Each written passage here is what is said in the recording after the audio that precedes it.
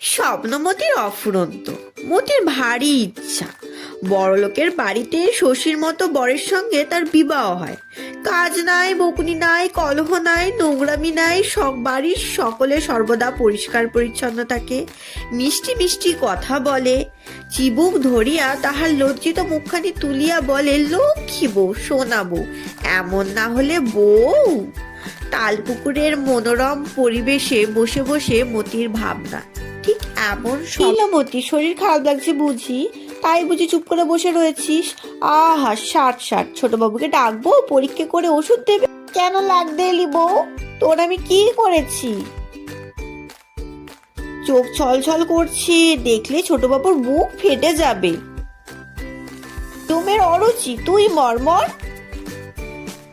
জানিস লো মতি, রাতে তোর কথা ভেবে ছোট বাবুর ঘুম হয় না। বসে বসে মালা জপে মতি মতি মতি। সুদেবের সঙ্গে তোর নিকে হয়ে গেলে ছোট বাবু তাল পুকুরে ডুবে আত্মহত্যা করবে। তুই তাল পুকুরে ডুবে মর, মরে শাকচুন্নি হয়ে থাক।